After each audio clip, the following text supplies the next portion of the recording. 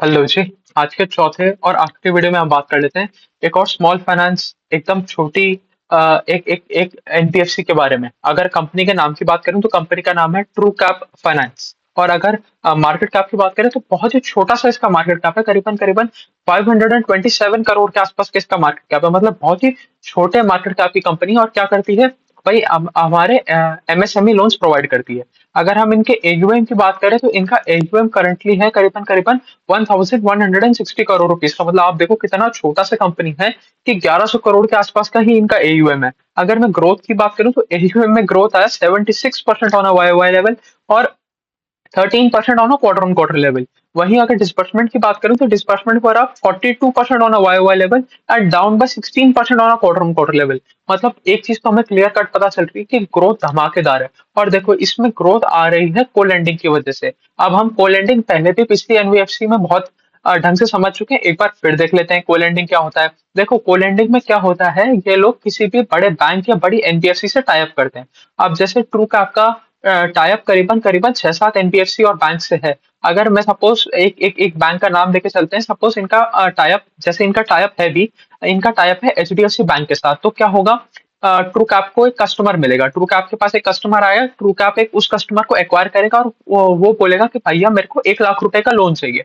तो true cap जाएगा HDFC bank के पास, तो एचडीएफसी बैंक के पास ट्रू कैप जाके बोलेगा कि ये कस्टमर है, इसकी मैंने सारी जानकारी ले ली है, ये अच्छा कस्टमर है, इसको हमें इतने इंटरेस्ट के ऊपर लोन देना है। तो आप एक काम करो, 1 लाख रुपए का लोन देना है, 80,000 रुपए आप दे दो, 20,000 रुपए मैं दे देता हूँ। तो 20% of the fund is released by true cap and 80% is released by HDFC bank.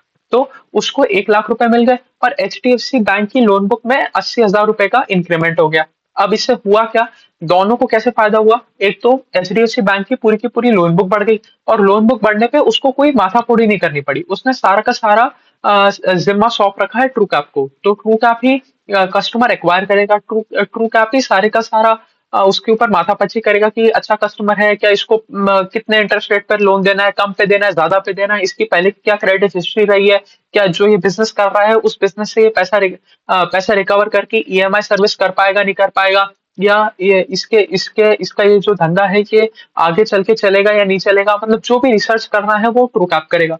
उसके बाद जो पूरा का पूरा डिस्पर्सल करना है वो ट्रू कैप करेगा। उसके बाद जब कलेक्शन की बारी आएगी तो वो भी ट्रू कैप ही करेगा। और इसके बदले एचडीएफसी बैंक देगा ट्रू कैप को एक छोटी सी फीस।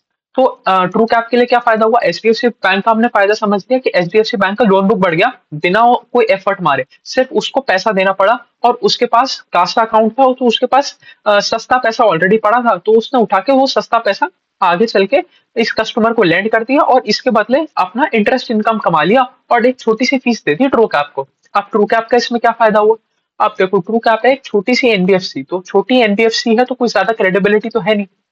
जैसे हम एक आदमी की क्रेडिबिलिटी नापते हैं उसके सिविल स्कोर से कि भाई इसका सिविल स्कोर खराब है अच्छा है, तो उस हिसाब से कितना ज्यादा क्रेडिट वर्दी कस्टमर है, इसको क्रेडिट देना चाहिए या नहीं देना चाहिए, या देना चाहिए तो कितने इंटरेस्ट रेट पे क्रेडिट देना चाहिए, तो वो हमें पता चलता है उसके सिविल स्कोर से। अब ऐसे ही अगर अगर कोई नया बंदा आ जाता है क्रेडिट लेने के लिए, तो उसके उसके पास तो कोई सिविल स्कोर है ही नहीं, उसकी तो कोई क्रेडिट हिस्ट्री है ही नहीं। तो इसीलिए इसीलिए सेम चीज है यहाँ पर एनबीएफसी के साथ कि ट्रू कैप तो एक नया नया एनबीएफसी है, उसको कोई जानता नहीं है पहचानता नहीं है, उसकी कोई बहुत पुरानी क्रेडिट हिस्ट्री नहीं है, उसके कोई बड़े बड़े पेरेंट के साथ उसकी बैकिंग नहीं है। तो तो उसको पैसा कहाँ से मिलेगा, सस्ता पैसा तो नहीं मिलेगा। उसको जहां से भी पैसा मिलेगा सब लोग कहेंगे कि भाई तुम एक नई एनबीएफसी हो, तुम्हारे बारे में हमें ज्यादा कुछ पता नहीं है, तुम्हारी कैसी हिस्ट्री रही है वो भी हमें नहीं पता, और तुम आगे चल के क्या करोगे वो भी हमें नहीं पता। तो अगर तुम्हें पैसा उठाना है तो हम तो तुम्हें हाई हाई इंटरेस्ट रेट पे देंगे। अगर ट्रू कैप का जो रॉ मटेरियल है पैसा पैसा ही उसको हाई इंटरेस्ट रेट पे मिलेगा, तो वो आगे सस्ते रेट पे तो लेंड कर ही नहीं सकता। अगर सपोज ट्रू कैप को पैसा ही मिल रहा है 12% पे या 15% पे पैसा मिल रहा है, तो 15% का पैसा वो कम से कम नहीं तो 25-30% पे उसको लेंड करना पड़ेगा, कुछ कुछ सब्सटैंशियल अमाउंट कमाने के लिए, कुछ सब्सटैंशियल इंटरेस्ट इनकम कमाने के लिए। और 30% पे लैंड करना और भी ज़्यादा मुश्किल है। आपको और भी ज़्यादा रिस्की कस्टमर को पैसा देना पड़ेगा, तो आपकी एसेट क्वालिटी पे भी और ज़्यादा फ़र्क पड़ सकता है और उसके ऊपर से आप कॉम्पिटिशन से भी बाहर हो जाओगे क्योंकि और जो दूसरी एनबीएफसी है, अगर किसी भी एनबीएफसी ने सपोज़ 22% पे पैसा देना शुरू कर दिया, तो आप तो गेम से बाहर हो गए क्योंकि आपका तो जो जो कॉस्ट ऑफ फंड्स है, वो ही अलाउ नहीं कर रहा आपको 22% पे पैसा देने पे। तो ट्रूकैप को सस्ता कॉस्ट ऑफ फंड मिल गया और एचडीएफसी बैंक को लोन बुक एडिशन मिल गया। उसके ऊपर से ट्रू कैप को एक छोटी सी फीस भी मिली जो एचडीएफसी बैंक उसको देगा और उसके बाद जो उसने 20% पेमेंट किया है, जो 20% खुद से पैसा निकाल के दिया है, उसके ऊपर तो इंटरेस्ट इनकम मिलेगी ही मिलेगी। तो ये है पूरी की पूरी कहानी कोलेंडिंग की और कोलेंडिंग का क्या फायदा है ये हमने समझ लिया। तो इनका जो ये जबरदस्त ग्रोथ आया ये कोलेंडिंग की वजह से आया क्योंकि कोलेंडिंग वाला जो एयूएम है वो बहुत तगड़े रेट से ग्रो किया है। अगर हम बात करें 23% जो इन्होंने डिसबर्सल किए वो थे एमएसएमई बिजनेस लोन के और 77% डिसबर्सल थे इनके एमएसएमई गोल्ड लोन के। तो मेजरली देखो तीन वर्टिकल है कंपनी के, तीन में से दो तो हम ही हमने समझ ही लिए कि एक तो है हमारा एमएसएमई गोल्ड और एक है हमारा एमएसएमई बिजनेस लोन। अब देखो ये लोग करते हैं एकदम छोटी एमएसएमई को भी कैटर, जो बड़ी एमएसएमई है उनके लिए कैटर करने के लिए बड़ी बैंक्स और बड़े एनबीएफसी तैयार बैठे हैं। ये करते हैं एकदम छोटी एनबीएफसी को कैटर करते हैं। तो इसमें हमने समझ लिया कि जो इन्होंने इस बार डिस्पर्सल किया करीबन करीबन 3700 करोड़ के आसपास का इन्होंने डिस्पर्सल किया था इस क्वार्टर में। इसमें से 77% तो गया गोल्ड लोन की तरफ और 23% गया हमारा बिजनेस लोन की तरफ। अब इसमें एक और चीज हम समझ लेते हैं, जब ये बिजनेस लोन में लैंड करते हैं तो ये है अनसिक्योर्ड और जो गोल्ड लोन है वो तो कोलैटरल बैक्ड है गोल्ड से, तो वहां पर तो कोई दिक्कत वाली बात है नहीं। तो जो इनका ये 23% वाला सेगमेंट है, जो डिस्पर्सल वाला सेगमेंट है, ये तो है अनसिक्योर्ड। और दूसरी बात जो वाई वाई लेवल पे तो अच्छी ग्रोथ रेट देखने को मिली थी हमें 42% की डिस्पर्समेंट में, but disbursement were down 16% on quarter on quarter level. इसकी भी सेम ही कहानी है कि भाई Q1 फाइनेंशियल के लिए सबसे स्लगिश क्वार्टर रहता है, सबसे वीक क्वार्टर रहता है, इसकी वजह से डिस्पर्समेंट डाउन थे। और दूसरी चीज क्या थी, हीट वेव की वजह से भी डिस्पर्समेंट डाउन थे। तो यहाँ पर भी कोई दिक्कत वाली बात नहीं, क्वार्टर ऑन क्वार्टर डिस्पर्समेंट को एक बार छोड़ देता है, बट वाई वाई लेवल पे बहुत तगड़ी ग्रोथ आ रही है। एयूएम भी बहुत तगड़ी रेट पे ग्रो कर रहा है और डिस्पर्समेंट भी बहुत तगड़े रेट पे ग्रो कर रहे हैं, यहाँ पर भी कोई दिक्कत नहीं है। अगर हम ओवरऑल रेवेन्यू में देखें कि ओवरऑल रेवेन्यू का क्या स्प्लिट बनता है, तो हमें पता चलेगा कि 66% तो आता है हमारा एमएसएमई गोल्ड लोन से। तो majority portion, 2/3 of the portion आ रहा है हमारा एमएसएमई गोल्ड लोन से। तो मेजोरिटी पार्ट तो यही है, तो ये तो सिक्योर्ड हो गया, यहाँ पर कोई दिक्कत वाली बात है ही नहीं। जब आप गोल्ड गोल्ड के ऊपर लैंड करते हो तो आप एकदम almost most secured form of collateral पे बैठे हो आप, क्योंकि एक तो गोल्ड का वैल्यू अप्रिशिएट करता है। देखो देखो जैसे जैसे एक और चीज समझते हैं, एक तो यहाँ पर लोन टू वैल्यू रेशो का कॉन्सेप्ट बहुत ज्यादा इंपॉर्टेंट हो जाता है कि आपने 100 रुपए का सोना लिया तो 100 रुपए के सोने के बदले कितना पैसा दे दिया। अगर जैसे आरबीआई ने गाइडलाइन बना रखा है 75% का, तो आपने 75% से आप कम ही दोगे, तो आप एकदम फुल्ली सिक्योर्ड हो, आपको कोई दिक्कत वाली बात नहीं है। और ऊपर से जो गोल्ड है वो गोल्ड एक एप्रिशिएटिंग एसेट है, तो गोल्ड का भाव बढ़ेगा ही, वो अप ट्रेंड में ही रहेगा। अब देखो कुछ ना कुछ केसेस ऐसे हो जाते हैं जब गोल्ड का प्राइस नीचे आ जाता है, जैसे अभी हमने देखा कि गवर्नमेंट ने इंपोर्ट ड्यूटी हटा दी थी तो 9-10% गोल्ड का भाव गिर गया था। बट तभी तो आपने 75% का ही अमाउंट दिया और उससे भी कम में ही दिया, क्योंकि कोई भी एसेट क्लास आप एकदम लिख के तो बैठ नहीं सकते, एक सीधी लाइन खींच के तो निकाल नहीं सकते कि इसका भाव ऐसे ही जाएगा। बट जनरली गोल्ड का प्राइस नीचे जाता नहीं है, तो गोल्ड लैंडिंग करने वाली एमएसएमईज को या एनबीएफसी को ज्यादा दिक्कत आती नहीं है, क्योंकि एकदम बढ़िया कोलाटरल होता है गोल्ड और आप जब मर्जी चाहे उठा के गोल्ड बेच सकते हो, उसमें कोई ज्यादा दिक्कत भी नहीं आती है। जैसे अगर हम बात करें एक प्रॉपर्टी को बेचना ज्यादा मुश्किल है एज कम्पेयर टू लोन। आप लोन गोल्ड सीधा उठाते हो, ऑप्शन करते हो, आपको सीधा सीधा पैसा मिल जाता है, उसमें कोई माथाफोड़ी होती ही नहीं है। तो हमने समझ लिया two third of the AUM comes from gold loan, मतलब 66% आ गया। अगर 32% आता है हमारा बिजनेस लोन से और 2% आता है हमारा ग्रीन एनर्जी से। तो देखो अभी हमने पूरा का पूरा जो भी तीन सेगमेंट में ये अपने लोन डिस्पर्स करते थे, ये तीनों समझ लिए। तो सबसे बड़ा सेगमेंट है हमारा गोल्ड लोन वाला, उसके बाद है बिजनेस लोन वाला, बिजनेस लोन आर अनसिक्योर्ड। और जो 2% है वो है ग्रीन एनर्जी वाला। तो ग्रीन एनर्जी में क्या करते हैं, ये जैसे आप देखते हो ये रिक्शा चलाने वाले ई रिक्शा वाले लोग होते हैं ना, तो ई रिक्शा वालों को लोन दे देते हैं। तो इसमें भी कोई मतलब कोई सब्सटैंशियल बुक ही नहीं है अभी इनका, तो इसमें कोई मतलब आप तो ऐसे ही समझो कि दो मेन डिविजन है, एक तो हमारा गोल्ड लोन हो गया और एक बिजनेस लोन हो गया। ये 2% वाला है, बट इसमें मतलब कुछ ज्यादा ग्रोथ भी नहीं है और कोई बहुत बड़ा पोर्शन भी नहीं है एयूएम का। अगर हम आप इनके ज्योग्राफिकल कंसंट्रेशन की बात समझें, तो एक तो पहली बात तो ये समझना पड़ेगा कि एक बहुत छोटा सा ही कंपनी है, तो पैन इंडिया तो अभी फैला ही नहीं है। तो अब एक जगह से चालू हो रहा है और धीरे धीरे करके पूरे इंडिया में फैलने की कोशिश कर रहा है।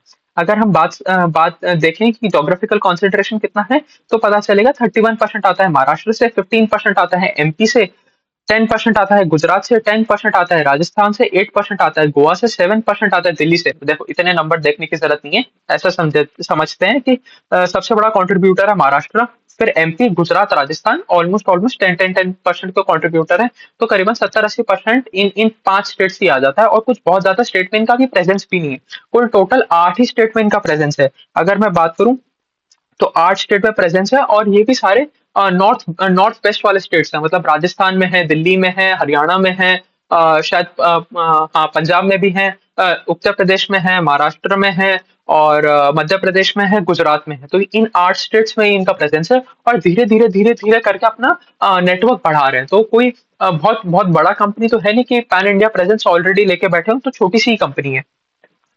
अगर हम बात कर लें जो इनका कोलैंडिंग वाला है, कोलैंडिंग वाले में से हमने देखा था कि सारी की सारी ग्रोथ आ रही है। तो हमें वो कैसे पता चलता है? वो हमें ऐसे भी पता चलता है कि अगर Q1 FY24 में देखेंगे, तो जो टोटल एयूएम का पोर्शन था ना, वो 31 या 33% ही आता था कोलैंडिंग वाली बुक से, और वो अब बढ़ के हो गया है 44% के आसपास। तो पहले 33% आ रहा था, अब हो गया है 44%। तो करीबन करीबन 11% इंक्रीज आ गया इन पोर्शन ऑफ कोलैंडिंग बुक। तो ज्यादा से ज्यादा जितनी ज्यादा आप कोलैंडिंग करोगे, एक तो आपके लिए वो सस्ता पड़ रहा है, क्योंकि आपको आपको कोई बहुत बड़ा इंटरेस्ट कॉस्ट बेयर करना ही नहीं है उसमें। उसमें आपका कोई ज्यादा खर्चा हो नहीं रहा। उसमें तो आपको एक एडिशनल फी इनकम मिल रही है, और जो 20% आपने लोन अमाउंट दिया, उसके पीछे आपको इंटरेस्ट इनकम मिल रहा है। तो इसकी वजह से आपको इसमें बहुत तेजी तेजी से ग्रोथ देखने को मिल रहा है।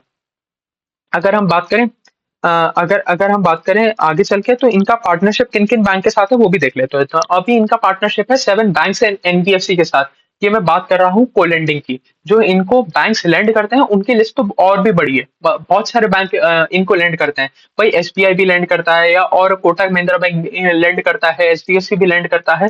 बहुत सारे बैंक्स लेंड करते हैं, बट जो कोलेंडिंग में इनके साथ है वो 7 बैंक है। उनके बारे में हम बात कर लेते हैं।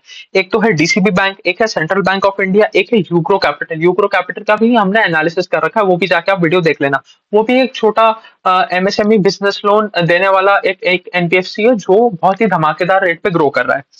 एक है एचडीएफसी बैंक, एक है शिवालिक स्मॉल फाइनेंस बैंक, और ऐसे 2 बैंक और है, 2 बैंक और एनबीएफसी और है। तो टोटल 7 एनबीएफसी और बैंक के साथ मिलकर ये लोग को लेंडिंग करते हैं।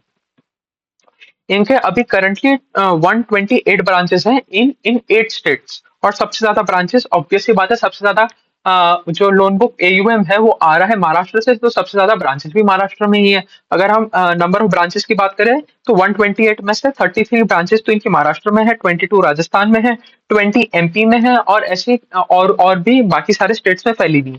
मतलब दिल्ली, हरियाणा, पंजाब, उत्तर प्रदेश, मध्य प्रदेश इधर फैला हुआ है। अगर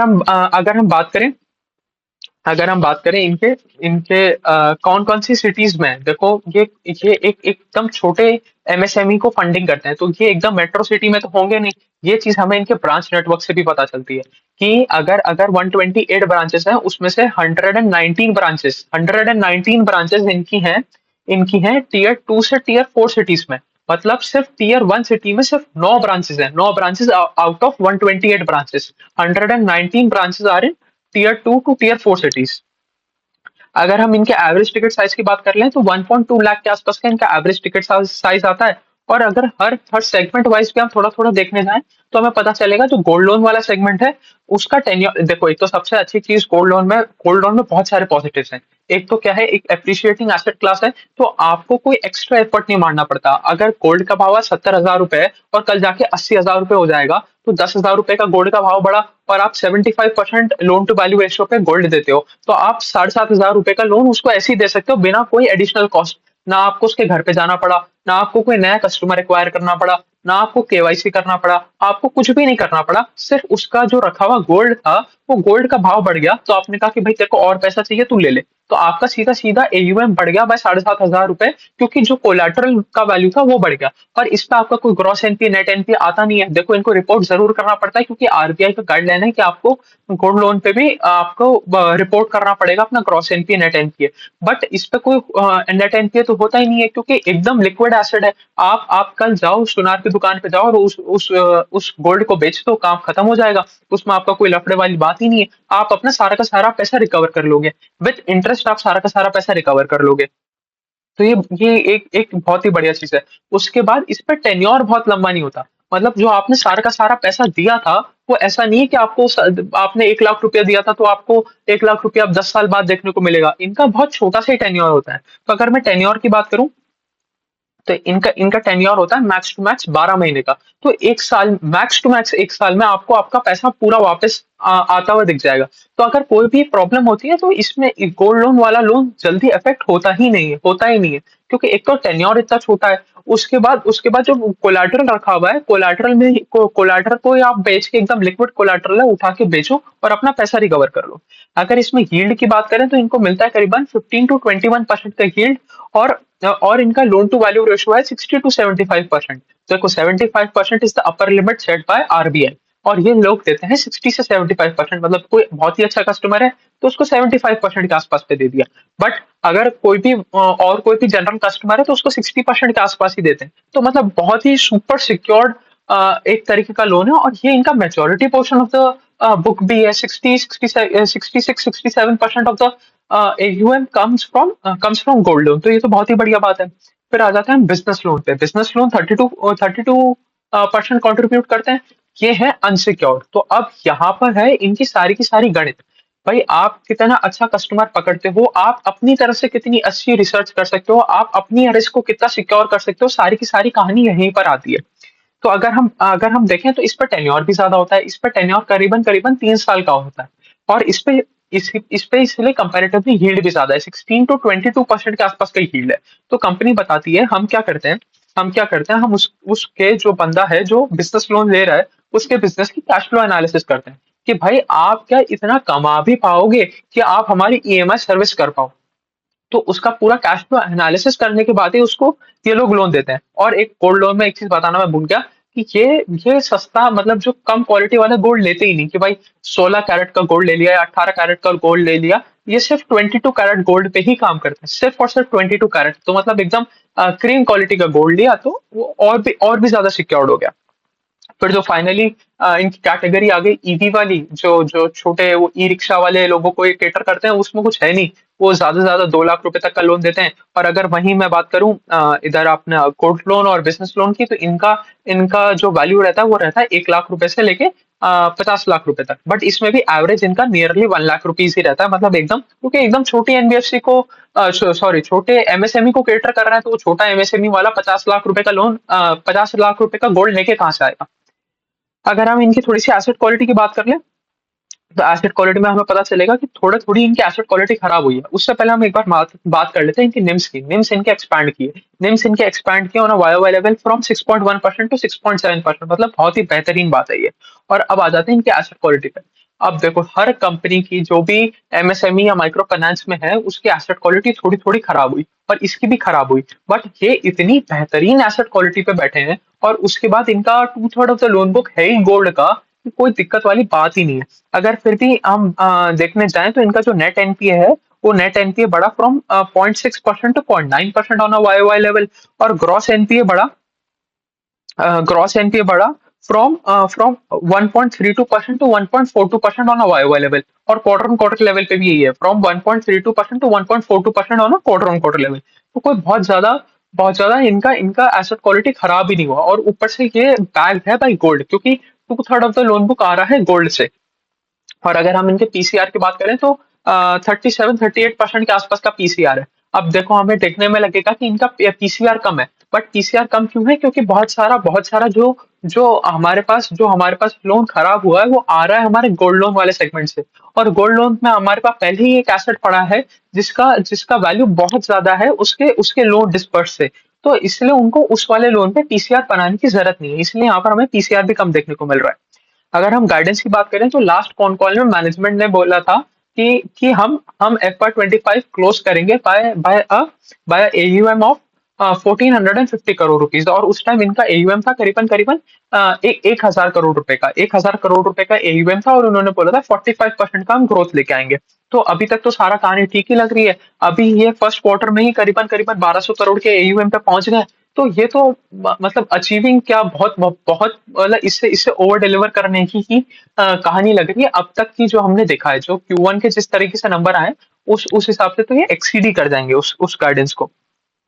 एक इसमें एक प्रॉब्लमैटिक चीज, अच्छा उससे पहले हम बात कर लेते हैं।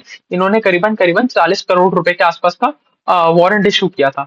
तो उसका इनको पहला पेमेंट मिल जाएगा ये अभी इस वाले क्वार्टर में, और नेक्स्ट 18 मंथ में पूरा पूरा का पूरा 75% इनको मिल जाएगा। तो ठीक है, वो भी भाई एक तो आप एनबीएफसी हो और एक आप छोटा सा एनबीएफसी हो, तो आपके लिए रॉ मटेरियल पैसा है, तो आपको पैसा तो चाहिए, ठीक है, उन्होंने वारंट इशू किया, उसमें कोई बहुत दिक्कत वाली बात नहीं है। जो थोड़ा सा कंसर्निंग बात थी, मतलब देखो मैं तो इसको बहुत ज्यादा ज्यादा इस पे दिमाग चीज लगाता नहीं, बट फिर भी आप लोग देखोगे तो इसमें इसमें आपको दिखेगा कि इनका प्रमोटर होल्डिंग प्लेस्ड है, और 57% of the promoter holding placed है।